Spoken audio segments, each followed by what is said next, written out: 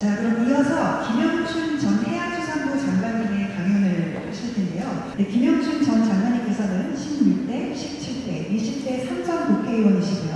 제20대 국회 농림축산식품 해양수산위원회 위원장, 그리고 제33대 국회 사무총장님을 역임하셨습니다. 자, 그럼 김영춘 전 장관님의 강연을 시작하도록 하겠습니다. 김영춘 장관님 모시겠습니다. 큰 박수 부탁드립니다.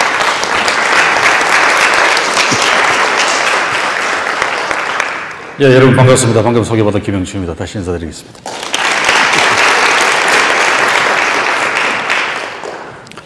아까 보니까 어린이 대공원 대표님이 계시더라고요. 제 이력에 보니까 그 16대, 17대, 20대 이렇게 국회의원을 3번 했는데 그 중에 앞에 2번을 서울 광진구 어린이 대공원 그 지역구에서 국회의원을 했습니다. 그래서 더 반가웠어요. 그 뒤에는 20대는 부산에 가서 국회의원을 했습니다. 이제 우리나라에서 서울에서 지역구 국회의원을 하고 부산에 가서 다시 국회의원을 한 사람은 제가 최초가 아니고 2번째입니다. 최초의 분은 70년 전에 박순천 여사라고 혹시 들어보셨어요? 50년대에 그때 야당 이승만 정권 시절인데 야당 민주당 국회의원도 하고 대표로 하셨던 아주 여장부셨죠. 박순천 여사님이 서울 동대문구 국회의원을 했다가 나중에 부산에 가서 또 국회의원이 또 되세요. 그 뒤로 제가 70년 만에 2번째였습니다.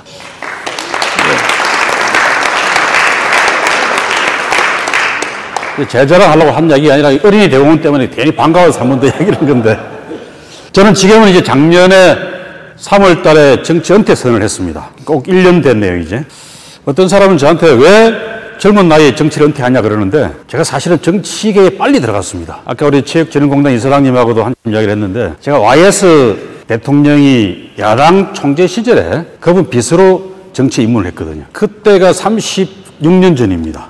제가 27살, 만으로 26살 뭐 그럴 때 시작을 했으니까 36년 동안 정치를 해온 거죠. 작년까지. 근데 그 36년이라는 세월이 그냥 30몇 년이 아니라 제가 그때 처음 정치계에 입문할 때는 우리나라 국민소득이 한 3천 몇백 불밖에 안 됐어요. 88년에 올림픽이 열렸는데 그때 국민소득이 얼마인 줄 아십니까? 4,400불입니다. 곱하기 2하면 정확하게 88이 되죠. 그래서 기억을 합니다. 3천 몇백 불밖에 안 되던 86년 말에 정치에 입문을 해서 작년은 조금 환율 때문에 떨어졌는데 재작년쯤에는 우리가 한 3만 5천 불 정도까지 올라갔습니다. 무려 10배나 국민소득이 올라가고 한국 경제가 비약적으로 발전한 그런 시대를 통과해서 정치를 해왔어요.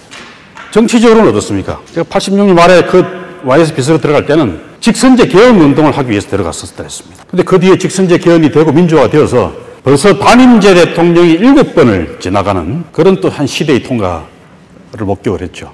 그러니 이제는 그만둘 때가 됐다. 그만두고 민병덕 의원이나 유정재 의원 같은 젊은 후배들이 정치를 계속 하시도록 도와드리는 게 맞다. 그런 마음을 먹고 작년 은퇴 선언을 했습니다. 지금은 부산에 있는 부경대학교에서 석좌 교수를 하면서 또 지역의 봉사활동도 하고 그러고 있는 중입니다. 그 와중에 이제 오늘 우리 신용환 원장님이 옛날 인연으로 꼭 오늘 와서 해야 된다 그래서 부끄러움을 무릅쓰고 여러분 앞에 섰는데 이렇게 많이 모이실 줄은 몰랐어요. 저도 이제 경영대학원 뭐 MP 과정도 여러 번 가봤는데 가보면 이거보다 뭐 한 10분의 1밖에 안 되는 작은 강의실에서 많아봐야 뭐 한 20명, 30명이면 많죠 아주. 그런 정도의 소규모 강의를 보통 하는 게 대다수인데 오늘 여기는 AMP 과정이 아니라 뭐 꼭 강당에서 수업하는 그런 분위기 같습니다.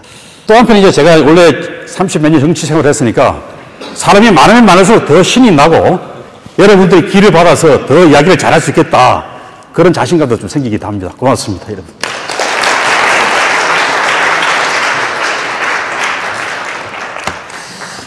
오늘 제가 미리 이제 제시했던 강의 제목이 ESG와 해양강국 코리아입니다. 개강의 자리니까 저는 잘 모르지만 그래도 ESG가 뭔가에 대해서 한번 같이 짚어는 봐야 될 것 같아요. 다 아시는 이야기고 또 앞으로의 강의 속에서 진짜 전문가들이 이 세부적인 내용들은 계속 또 설명도 해주시고 함께 공유하겠습니다만은 함께 짚어보는 ESG 뭐 다 아는 얘기니까 내용 반복을 하지 않겠습니다. 옛날에는 이런 환경 또 사회적 책임 이런 것들을 강조하는 경영이 아니라 뭐 몇백 년 전부터 계속 우리나라의 기업 활동은 또 혹은 세계적인 기업 활동은 이윤 추구를 지상의 과제로 삼고 기업 경영을 해왔죠. 그 뒤에는 가버넌스 무슨 놈의 무슨 건전한 지배구조나 뭐 투명한 경영 이런 것보다는 효율적인 경영 그리고 사주를 위한 경영 뭐 이런 것들이 지배적인 기준이었는데 이제는 이런 ESG를 강조하는 시대가 되었습니다. 그런데 이 ESG 강조가 과거에는 선택이었죠. 선택이었습니다. 그래서 이윤 추구나 효율성 위주의 경영을 해오지 않고 좀 다른 방식의 그런 경영을 하는 기업들이나 그 오너들은 굉장히 칭송을 받았습니다. 왜? 선택인데 안 해도 되는데 굳이 그런 경영을 하시냐. 참 훌륭한 분이다. 그 대표적으로 뭐 유한양행 그 창설하셨던 유일한 박사님 같은 분이 대표적으로 과거 시대에 ESG 경영의 효시 같은 그런 역할을 하셨던 분이죠. 그런데 선택이었기 때문에 그분이 그렇게 칭송을 받았습니다. 이제는 선택이 아니다. 필수의 시대가 됐다 이거죠. 저는 여러분들이 그래서 다 모이신 거라고 생각을 해요. 브랜드와 ESG 경영을 같이 전맥하는 이런 최고 경제학 과정이 꼭 필요한 이유는 이제 ESG 경영의 선택이 아닌 필수이기 때문에 그렇다. 당장 보십시다. 미국, 유럽연합, 영국, 캐나다 이런 나라들은 이미 그 주식시장, 증권거래하는 그 공적 공간 안에서 ESG 경영 정보를 공시하도록 의무화시켜놨습니다. 그리고 세계적인 신용평가 회사인 이 무디스나 스탠다드 앤 푸어스 같은 그런 신용평가 기관들이 기업들의 그 기업 경영 평가를 할 때 ESG 요소를 반드시 반영해서 평가를 하고 있습니다. 그러면 이제 이런 신용평가 기관으로부터 점수를 잘 받으면 어떻게 됩니까? 투자 유치하기가 더 좋아지고 좋은 조건으로 투자를 하게 되고 이렇게 되는 거죠. 그러니까 투자를 받기 위해서는 잘 받기 위해서는 ESG 경영하지 않을 수 없는 그런 유럽과 미국의 우리 사례를 이미 보고 있고요. 한국은 아직까지는 선택 사항이죠. 그런데 한국도 이미 증권거래소에서 25년부터는 ESG 공시를 의무화하겠다. 그런데 그 중에서 지배구조 부분만큼은 26년부터 하겠다. 이렇게 이미 발표를 해놨습니다. 기업 경영하시는 분들, 특히 상장회사들은 또 앞으로 상장하시려고 하는 분들도 많이 계시죠. 그런 분들은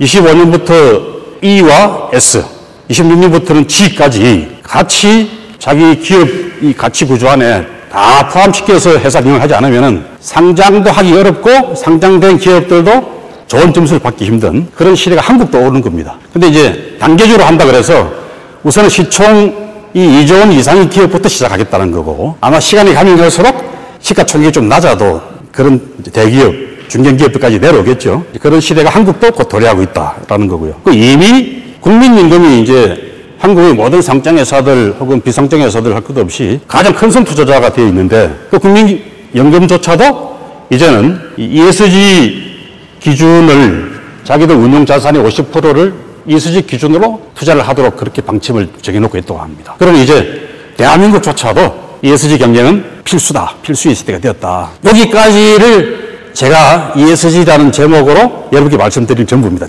더 이상 이야기할 수 있는 실력도 안 돼요. 이걸 이제 한번 확인하고 제가 이야기 드릴 바다 주제로 넘어가 보겠습니다. 여러분 이 사진이 무슨 사진일까요? 한번 알아봐 주세요.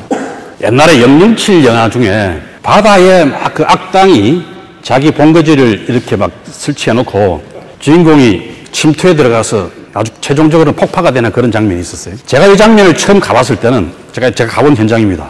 꼭 그런 느낌이었습니다. 근데 이 사진은 노르웨이 해안에서 북해 쪽으로 한참 배를 타고 1시간 정도 가면 있는 연어 양식장입니다. 연어 양식장. 이게 직경이 한 100m 정도 돼요.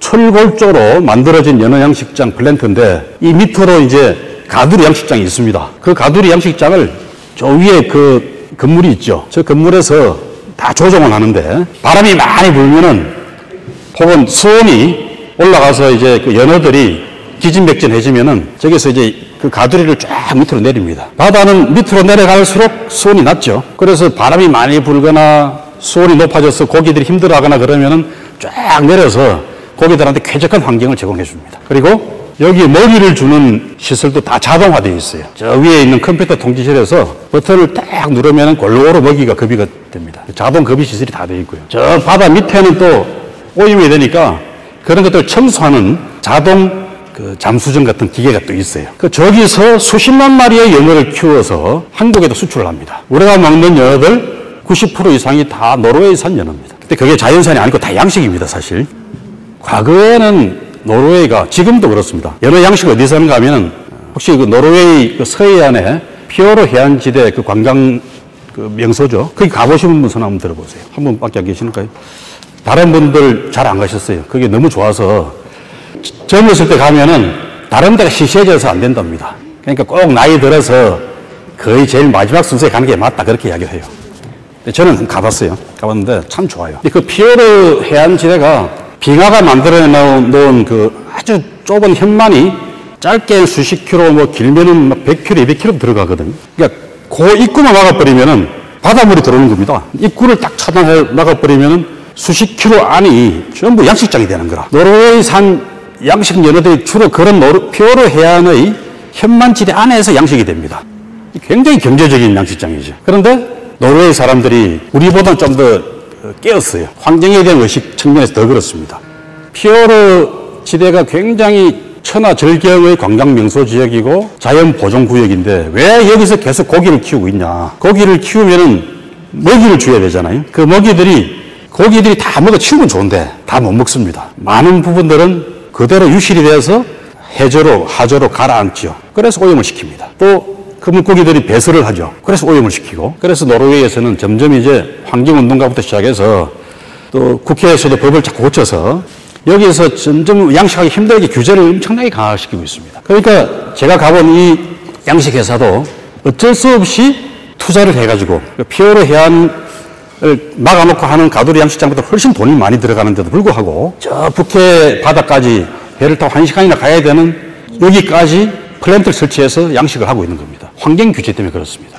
근데 이게 꼭 의무사항은 아니에요. 지금 이 사람들도 여전히 그 연안에서 양식을 하고 있는데 이 투자를 통해서 이 프로젝트를 통해서 앞으로 할 수 없는 시대를 대비해서 외해에서 먼 바다에서 양식을 하면 시험적으로 해보고 있는 겁니다. 이 시험 양식 사업에 돈이 한 1억 불 들어갔다고 그럽니다. 우선 이 플랜트를 중국에서 조선소에서 건조를 했다 그래요. 이제 플랜트 제작비만 한 3천만 불 들었다 그러고 그걸 이제 노르웨이까지 끌고 간 겁니다. 끌고 가서는 이 위에 컴퓨터 다 달고 자동 급이 시설 뭐 장비도 다 설치하고 사람을 7명을 쓰는데 그 7명이 수십만 마리의 이제 치어를 키워서 이제 생산해내는 거죠. 그래서 제가 지금 말씀드리고 싶은 포인트는 이제는 바다에서 하는 수산 양식조차도 환경 요소를 고려하지 않으면 안 되는 시대가 되었다. 한국이라고 해서 예외가 아니다 이거죠. 근데 상대적으로 우리나라에서는 지금 남해안에 양식을 많이 하는데 바다를 많이 오염시키고 있습니다. 오염시키고 있으나 해양수산부에서도 환경부에서도 그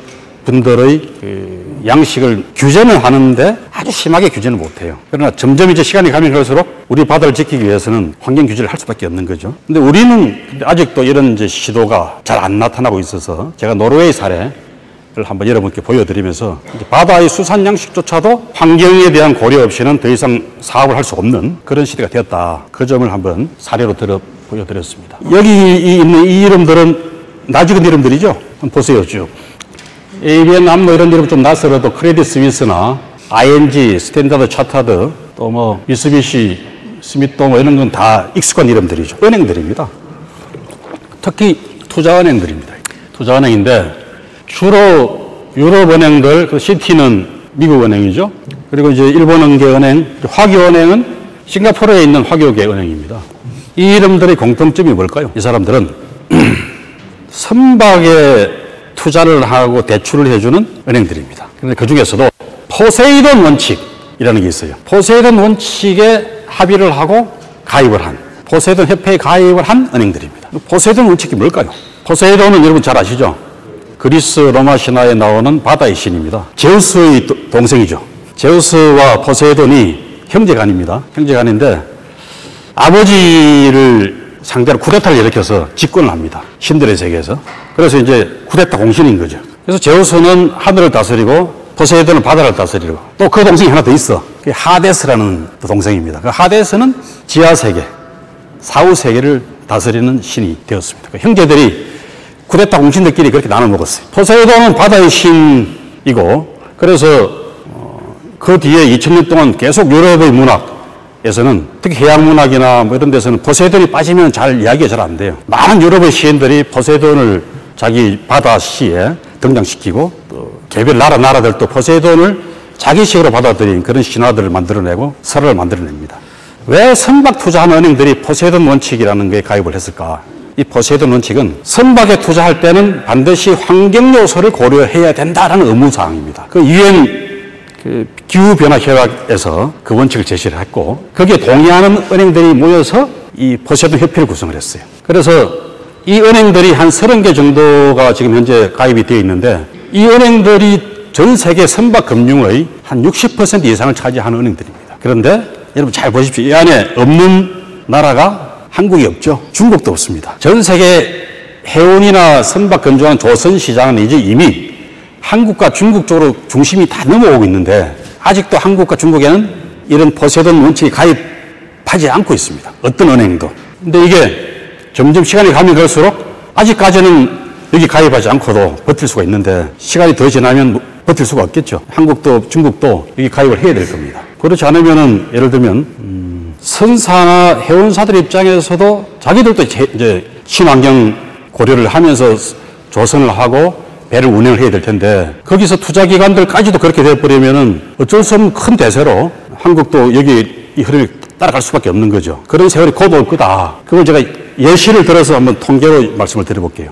이게 2021년에 발표된 통계인데 기준 연도는 19년입니다. 해양수산부 통계 자료인데 해운 액수가 36조 원입니다. 매출이. 항만이 15조 이렇게 돼 있고 조선 관련된 부분이 한 46조가 되죠. 부품 기사지까지 포함해서. 큰 틀에서 보면은 해운 분야가 단일 분야로는 제일 큽니다. 근데 이 36조가 지금 우리가 이야기하는 ESG하고 하는 큰 고려 없이 만들어진 36조고요. 조선 분야도 31조도 아직까지는, 2019년까지는 ESG와는 큰 상관없이 만들어진 액수들입니다. 그런데 이 2019년 정도가 굉장히 중대한 분기점인데, 이제 요 다음에 다른 통계가 나오는데 2020년, 21년, 작년이 22년이죠. 작년에 우리나라 해운 산업이 매출이 한 50조를 했습니다. 한 15조 이상 더 올라갔죠. 그 포인트에 코로나 특수가 있었고 조선도 그때보다는 19년 기준보다는 지금 매출이 많이 늘어났는데요. 그 조선 매출의 급속한 증가에도 친환경 특수가 자리 잡고 있습니다. 대표적인 게 LNG 운반선입니다. 우리나라 조선소들이 거의 다 죽어가다가 LNG 운반선 때문에 중국을 상대로 경쟁력을 확보하고 다시 부활을 하고 있습니다. 지금. 작년 같은 경우는 LNG 운반선만 따지면은 한 70% 정도를 우리나라 조선소가 다 독식을 했어요. 중국도 건전할 수가 있는데 이 배들을 주로 발주하는 유럽 선사들 입장에서 보면은 중국은 조금 믿음지를 못한 겁니다. 실제로 LNG 운반선이 그 LNG가 액화 탱크에 가스가 아니라 액체 상태로 운반을 하거든요. 그렇게 하려고 그러면 그 LNG 운반선의 탱크가 굉장히 정교해야 됩니다. LNG가 굉장히 낮은 온도에서 액화가 되니까 그 액체 상태를 유지하기 위해서는 계속 전기도 공급해야 되고 또 그 쉽게 기화가 되어버리면은 손실이 너무 크니까 운반사 입장에서나 화주 입장에서도 그 손실을 최소화시키는 그런 배를 선호를 하는데 한국이 아직까지는 중국보다는 훨씬 경쟁력이 있습니다. 그래서 우리나라 조선소들이 다 죽어가다가 LNG 운반선 때문에 살아나고 있다 이렇게 말해도 과언이 아니에요. 그럼 왜 LNG 특수가 생겼을까요? 여러분 왜 갑자기 LNG 운반선이 이렇게 막 특수가 생겨서 우리나라 조선소가 이것 때문에 물량을 확보할 수 있을까요? 환경 규제 때문에 그렇잖아요. 우리나라도 지금 그전에 발전소를 석탄 발전소를 많이 가동하다가 그다음에 이제 기름 발전소 가동하다가 이제는 자꾸 꺼가고 있잖아요. 그거를 왜 끕니까? 미세먼지 때문에. 오늘도 서울 하늘이 부옇고 미세먼지가 좀 많아요. 근데 이 미세먼지는 우리나라에서 발생되는 것도 있고 중국에서 넘어오는 것도 있고 그렇죠. 근데 전 세계적으로 미세먼지에 대한 공포 때문에 국가들이 정부들이 전부 미세먼지 규제를 강화시키고 있고 그 바람에 중국까지도 유럽이나 미국은 말할 것도 없고 중국까지도 한국도 계속 석탄과 기름 때문에 발생되는 미세먼지를 막고자 그걸 LNG 발전소로 아니면 다른 신재생 에너지 발전소로 다 전환시키고 있습니다. 그러니까 전 세계적으로 LNG 수요가 폭증할 수밖에 없고 그 LNG를 실어 나르는 운반선이 과거보다 훨씬 더 많이 필요하게 된 겁니다. 그 혜택을 한국 조선소들이 보고 있는 거예요, 지금. 그래서 이 환경 규제라고 하는 게 우리나라 조선소들은 처음에 그런 생각까지 하지는 못하고 그냥 기술만 계속 개발하고 있었는데 뜻밖의 이게 효자가 되어가지고 우리 조선소들을 살려주고 있는 그런 실적이 됐어요. 이런 일들이 조선산업뿐만 아니라 육지에 있는 모든 산업에 전부 다 영향을 다 미치고 있죠. 저는 바다 중심으로 보면은 이렇다라는 거고요. 그런데 해운은 그럼 어떨까요? 해운도 선박을 운영하는 게 해운 산업 아닙니까? 이 해운도 어쩔 수 없이 환경 규제의 범위 안에 포함될 수밖에 없는 그런 숙명에 지금 빠져들고 있습니다. 유럽이 환경 규제 진심인 나라들인데 유럽연합이 육지에서는 탄소 배출에 대한 아주 엄격한 규제를 막 도입을 많이 해놓고 바다에서는 상대적으로 좀 느슨하게 했어요. 미세먼지 규제는 바다에서도 많이 했는데 탄소 배출에 대해서는 온실가스 배출에 대해서는 느슨하게 지금 할 것 같고 한참 뉴스가 많이 되었던 탄소 국경세 도입도 작년까지는 육상 산업 중심으로 했습니다. 뭐 철강 산업이라든지 자동차 산업이라든지 이런 것들 중심으로 탄소 국경세를 도입하겠다 그랬는데 이제 유럽이 달라져서 EU 집행위원회와 유럽 의회가 올해부터 국제 항해를 하는 원양 상선은 탄소 배출 규제 대상으로 삼겠다. 이렇게 지금 방침을 거의 확정을 지었습니다. 유럽 집행위원회와 유럽 의회가 막바지 협상을 하고 있는데 그 협상은 지금 만들고 있는 그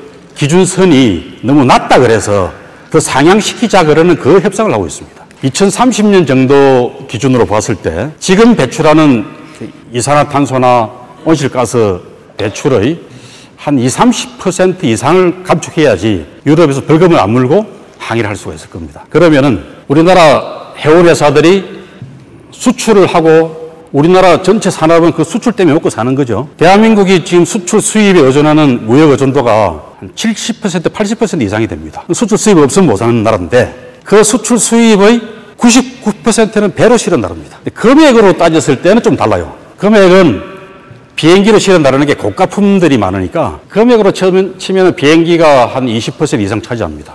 그런데 물량 기준으로, 질량 기준으로 따지면은 선박 운송이 99.5%를 차지해요. 근데 그 선박들이 수출을 제일 많이 하는 나라가 어디입니까? 미국하고 유럽이죠. 그리고 중국이고. 이제 중국까지는 그래도 우리가 서로 눈 감아가면서 다닐 수가 있는데 유럽이나 미국은 이제 환경 규제, 그 사람들이 요구하는 미세먼지나 특히 온실가스 규제, 이산화탄소 배출 이런 것들을 기준을 맞추지 못하면은 우리가 수출을 해먹을 수가 없는 거죠. 그래서 해운회사들도 앞으로 2030년까지를 본다 그러면 지금 건조하는 배들부터는 무조건 온실가스, 이산화탄소 배출 감축의 목표를 둔 신조를 해야 됩니다. 이제 지은 지가 얼마 안 된 배이기 때문에 당장 배를 바꾸지를 못해. 그럼 어떻게 해야 될까요? 선박 엔진을 바꿔야 되는 거죠. 주로 이제 지금 배는 대부분 경유배입니다. 경유로 가는 배들인데 요즘 이제 해운회사들은 이 경유는 무조건 그 미세먼지 규제도 못 맞춥니다. 그래서 LNG를 운반만 하는 게 아니라 LNG를 연료로 사용해서 추진하는 LNG 추진선이 많이 도입을 하고 있어요. 근데 LNG 추진선을 도입을 하다 보니까 또 금세 또 더 강화가 돼가지고 이제 LNG로도 충족 못 시키는 환경 규제가 또 도입이 되는 거 아닙니까? 그 차이를 아시죠? LNG까지는 저탄소 연료입니다. 저탄소. 무탄소가 아니라. LNG는 앞서 이야기했던 경유 같은 그런 배보다는 미세먼지는 확실히 많이 감소를 시켜요. 우리가 발전소에서도 그래서 LNG를 태우듯이. 그런데 온실가스는 상대적으로 굉장히 감소폭이 적어요. 예를 들면 이제 미세먼지는 한 80% 정도를 감소시킬 수가 있는데 LNG가 온실가스로 가면 20%밖에 감축을 못 시킵니다. 그러면 EU 기준으로 2030년 목표를 못 채우게 되는 거지. 그래서 또 부랴부랴 해운회사들이 전부 이제 배를 이제 LNG와 암모니아, LNG와 메탄올 이런 것들을 같이 연료로 태우는 그런 배들로 좀 바꾸고 있습니다. 아니면 경유를 태우는 배도 경유에다가 메탄올이나 암모니아 같은 것들을 같이 듀얼 엔진으로 태워서 먼 바다를 항해할 때는 그 규제가 안 미칩니다. 그래서 태평양이나 대서양 한복판에서는 경유를 떼고 육지에 접근할 때 로테르담 항이나 뭐 함부르크 항에 들어갈 때는 그 딱 규제가 있으니까 그때는 LNG나 메탄올이나 이런 걸 떼겠다는 겁니다. 그런 식으로 해운회사들이 대응을 하면서 선박 건조를 할 때도 그런 방향으로 주문을 하고 우리나라 조선소들도 그런 방향에서 연구 개발을 많이 하고 있습니다. 심지어는 그러면 좋다. 그럼 LNG를 기본 연료로 하고 LNG에다가 암모니아를 섞는 방법. 암모니아는 완전히 무탄소 연료입니다. 메탄올은 무탄소까지는 아닌데 메탄올은 한 80% 이상 온실가스를 감축시킬 수가 있어요. 그래서 LNG에 메탄올을 섞는 혼소 엔진, 뭐 이런 것도 개발을 하고 있습니다, 지금. 근데 이런 세상이 지금 2023년이잖아요. 우리나라 현대중공업 같은 조선소에서도 2025년에 바로 상용화 시키겠다고 하는 목표로 2년 후잖아요. 연구개발이 그냥 연구실 수준이 아니라 상용화 단계까지 좀 와 있습니다. 이런 것들이 한국 해운사뿐만 아니라 전 세계의 해운사들이 전부 다 똑같이 받고 있는 압박이기 때문에 그래도 한국 조선소들이 이런 친환경 특수를 과거에는 LNG 운반선 때문에 특수를 누렸는데 이제 앞으로는 이런 듀얼 엔진 특수선 뭐 이런 것들 때문에 또 특수를 누리게 될 거다. 다행히 아직까지 중국이 그런 쪽은 따라오지를 못하고 있어서 한국 조선소들이 앞으로 한 7, 8년 정도는 버틸 수 있는 경쟁이 있다. 그런 게 이제 ESG가 가져다 주는 또 한편의 혜택입니다. 그런 면에서 혹시 투자하시는 분들 같으면은 이런 한국 조선소들 특히 아까 제가 말씀드린 이산화탄소를 저감시킬 수 있는 듀얼 엔진 선박 이런 것들을 개발해내는 그런 조선소에 대한 투자는 미래 가치가 굉장히 있습니다. 그런 점들도 유념하시면 좋겠어요. 이 배는 컨테이너선입니다. 근데 저 배 옆구리에 회사 이름이 적혀 있는데 어떻게 읽을까요? 머스크라고 읽습니다. 덴마크 회사입니다. 덴마크 회사가 전 세계 1등 컨테이너 선사를 갖고 있어요. 재밌죠? 덴마크가 뭐가 있는데 인구도 1,000만 명도 안 되고 덴마크 최대 수출 산업은 낙농 제품 이런 거죠. 그런데 덴마크가 1등입니다. 그 이유는 덴마크는 바이킹 후예자잖아요. 이 사람들은 바다 DNA가 몸속에 잔뜩 있는 사람들입니다. 아까 봤던 노르웨이도 마찬가지고요. 다 바이킹 후예들이거든요. 작은 나라들인데도 바다에 대해서 진심으로 열심히 합니다. 해운산업은 노동집약적인 산업이 아니거든요. 자본산업입니다. 2016년도에 우리나라 정부가 당시에 한진해운을 파산을 시켰습니다. 물론 그 회사가 이제 부실해져서 그런 겁니다. 근데 한진해운을 파산을 시킬 때 대우조선이라 이런 회사들도 굉장히 부실한 회사들이었는데 그거는 아직도 15년째 갖고 있잖아요. 그냥 국영 기업을 갖고 있는 이유가 그 파산시켰다가는 사람을 너무 많이 고용하고 있으니까 대우조선 해양만 하더라도 한 2, 3만 명이 해고가 돼야 되고 협력업체까지 치면은 그 지역 경제 전체가 다 초토화되는 그런 상황입니다. 그러니까 정부가 대우조선 같은 회사는 잘 부도를 못 내요. 근데 한진해운은 연매출을 한 10조씩 하는 회사인데 직원이 한 3,000명밖에 안 돼. 그러니까 정부 입장에서는 대량 실업자를 양산시키는 큰 정치적인 부담이 되니까 한진해운 같은 회사는 큰 부담 없이 파산을 시켰던 겁니다. 그 파산시킨 게 꼭 잘 됐다는 건 아닌데 비교하자면 그렇다는 거죠. 그래서 해운산업은 엄청난 자본산업입니다. 3,000명의 직원이 1년에 한 10조 원 매출을 하는 거죠. 덴마크나 노르웨이가 돈이 있잖아요. 돈이 있고 바다 DNA가 있으니까 이 사람들은 해운산업 이런 걸 굉장히 열심히 경영을 잘 합니다. 그래서 머스크가 한 100년쯤 된 회사인데 이 머스크가 최근까지도 압도적인 1위를 하다가 최근에는 이제 다른 회사한테 좀 밀리기도 하고 그런 상황입니다만은 우리나라 지금 최대 선사가 지금 HMM이라는 회사가 최대 선사죠. HMM을 제가 해수부 장관하면서 이제 재건을 시켰어요. 그래서 HMM은 3조 원어치 선박을 발주해서 지원해 줬습니다.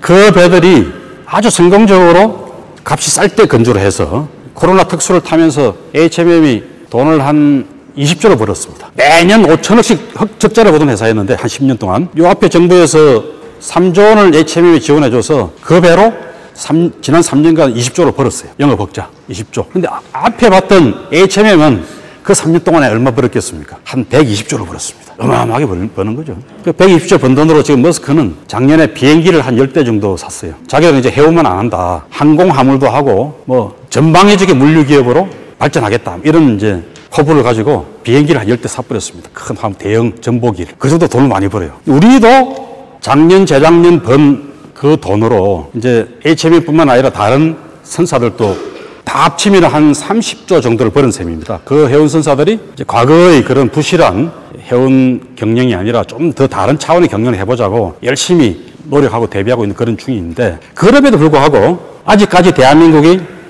아까 HMM에 3조 원어치 지원해주고 그래서 선봉량 이게 앞에 부분 이제 선봉량입니다. 선봉량에서 세계 한 7위까지 밀렸다가 한진해운 부도 이후에 한 3년 동안 열심히 복구를 해서 다시 돌아온 게 지금 세계 5위입니다.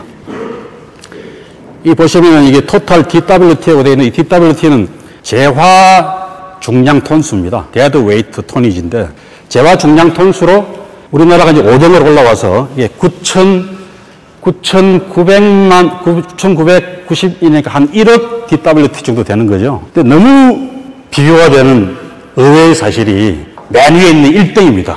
1등이 그리스죠. 그리스도 뭐 아까 얘기했던 덴마크랑 비슷하게 작은 나라 아닙니까? 그 인구가 한 1,000만 되나요? 그 정도밖에 안 되는 작은 나라인데 그 나라에 삼성전자가 있습니까? 현대자동차가 있습니까? 뭐가 있어?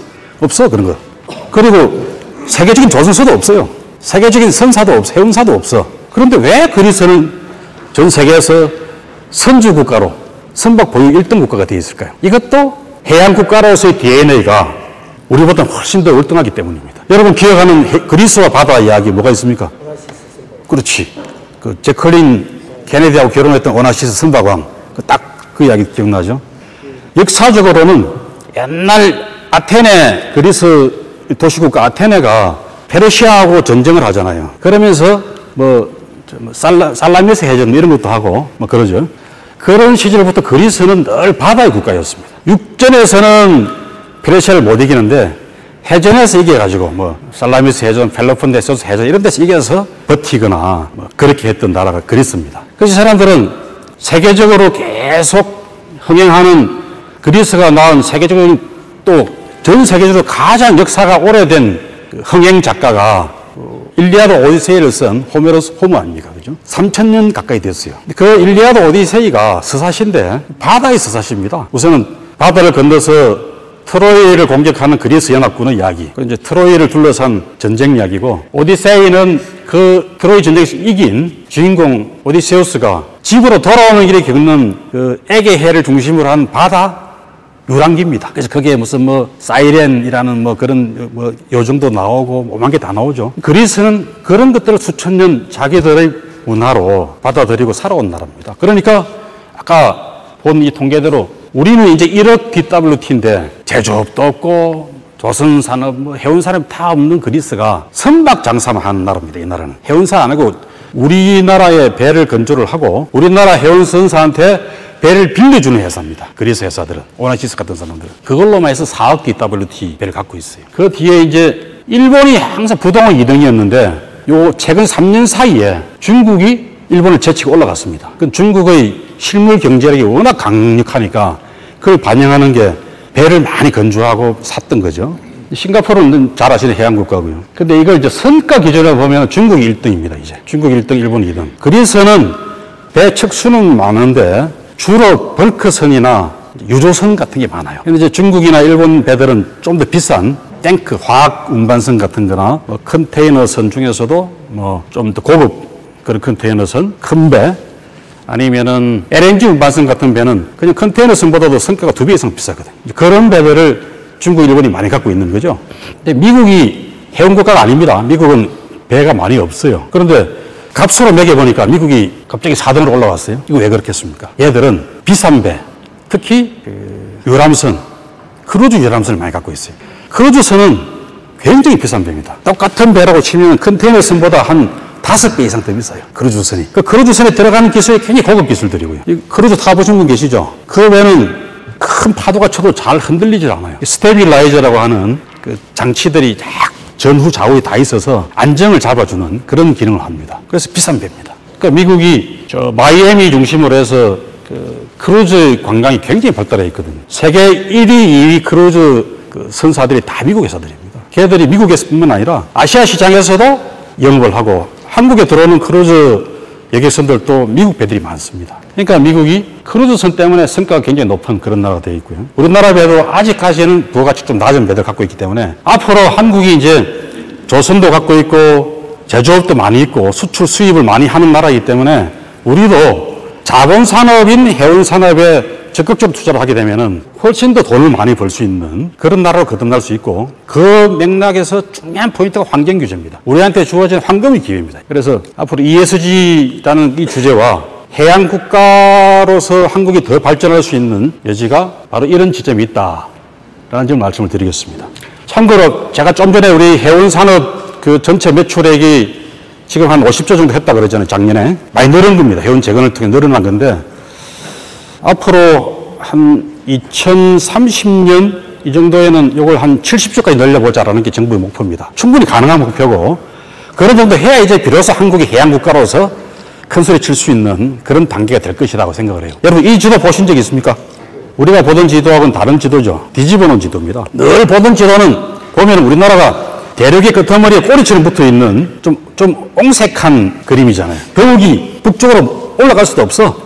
대륙으로 진출도 못하는 섬입니다, 사실상. 뒤집어 놓고 보니까 어떻습니까? 대한민국이 앞으로 미국이든 뭐 유럽이든 중국이든 저 오세안이든 진출할 수 있는 무궁무진한 미래가 보이지 않습니까? 중국은 오른쪽 방파제고 일본은 왼쪽 방파제로 보여요. 제 눈에는. 한국이 중심이고. 이런 지도를 걸어놓고 우리가 대한민국이 세계로 응비하는 그야말로 선진 강국으로 계속 무궁 발전하는 그 나라를 꿈꾸자라는 취지에서 제가 해양수산부 때 만들어둔 지도입니다. 이게. 여러분들 같이 이런 좀 꿔보시면 좋겠습니다.